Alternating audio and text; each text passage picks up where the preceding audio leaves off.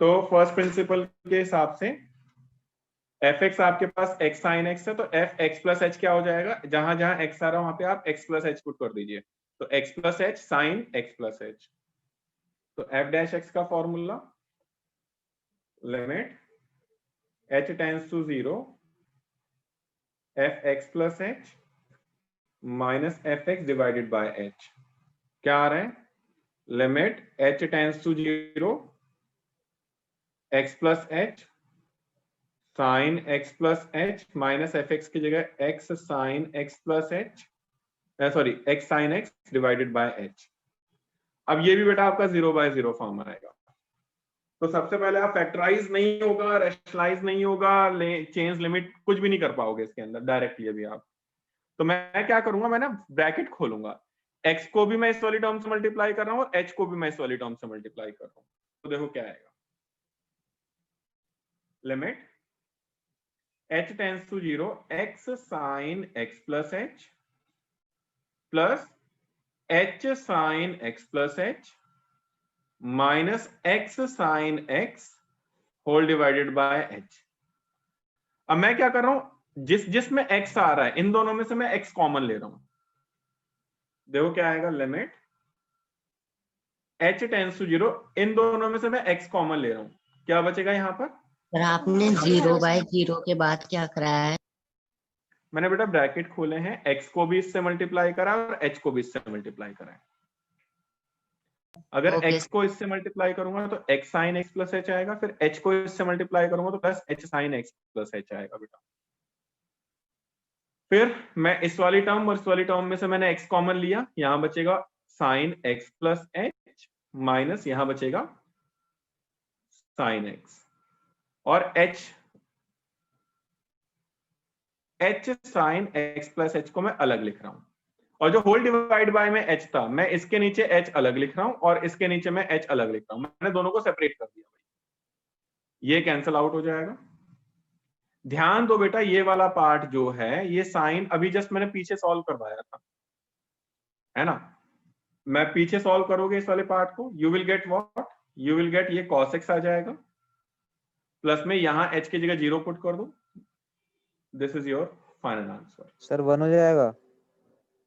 हाँ मतलब ये वाला पूरा पार्ट सॉल्व करोगे तो cos x आएगा बेटा आपके पास, अच्छा जो मैंने बॉक्स में डाला है ये cos x आ जाएगा, यहाँ पे x है ही, प्लस में यहाँ पे h की जगह 0 पुट कर दो, sin x बचेगा बस।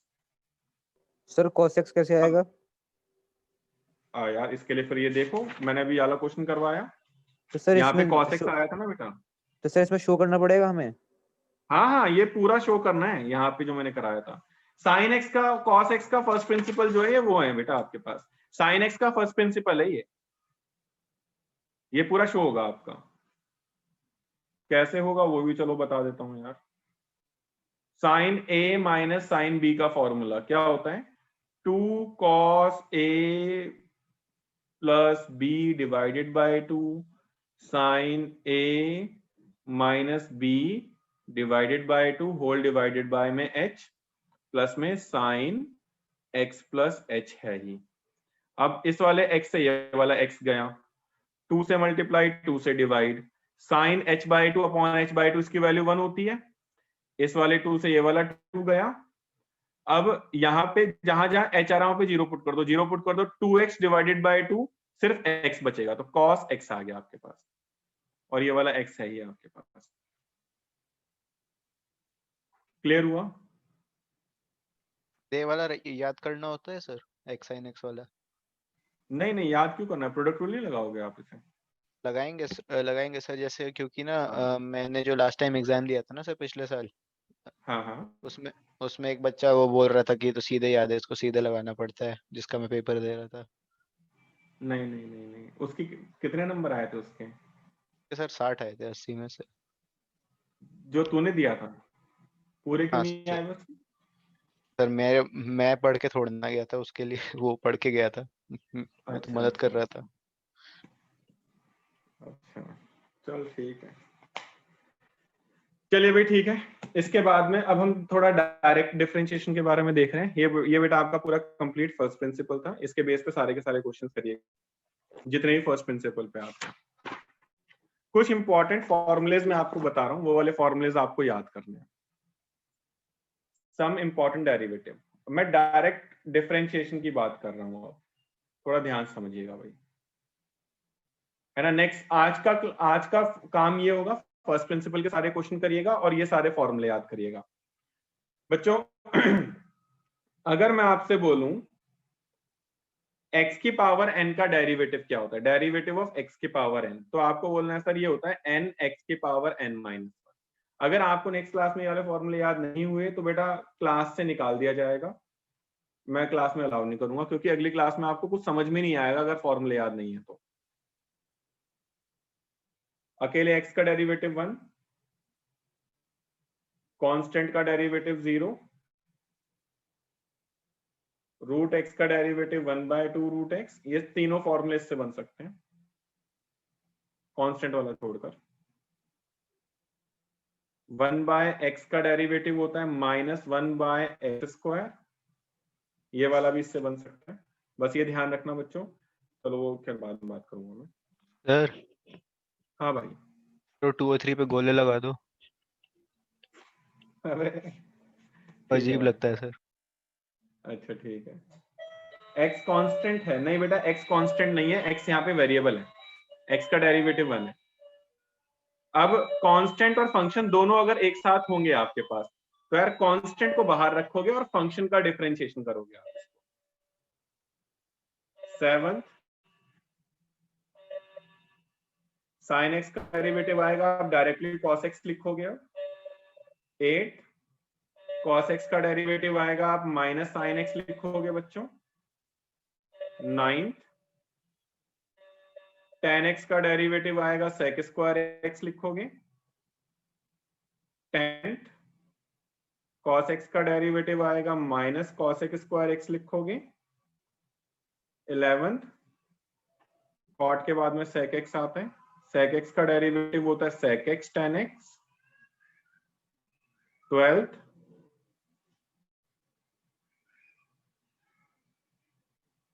cosec x में आएगा minus cosec x cot x। फिर 13th प्रोडक्ट रूल लगा लेते हैं। प्रोडक्ट रूल बच्चों वहां लगाएंगे हम जहां पर दो या दो से ज्यादा फंक्शन आपस में मल्टीप्लीकेशन की फॉर्म में आएगा।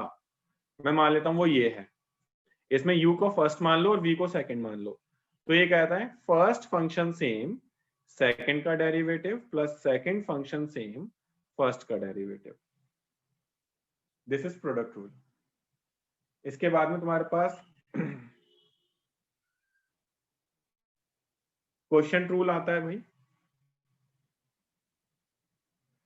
क्वोशिएंट रूल बच्चों हम वहां लगाएंगे जहां पर दो फंक्शन आपस में डिवाइड में आएंगे u अपॉन v। तो ये कहता है भाई नीचे वाली फंक्शन सेम ऊपर वाले का डेरिवेटिव माइनस ऊपर वाली फंक्शन सेम नीचे वाले का डेरिवेटिव अपॉन नीचे वाली फंक्शन का होल स्क्वायर। ये सारे के सारे आपको याद करने हैं। 15वां चेन रूल। चेन रूल कहता है कि अगर आपके पास फंक्शन के अंदर फंक्शन दिया जाएगा, फंक्शन के अंदर फंक्शन दिया जाएगा, तो आप अंदर वाली फंक्शन को माइंड में टी लेट करोगे, माइंड में टी लेट करोगे और एफ टी का डेरिवेटिव लिखोगे एफ डैश टी।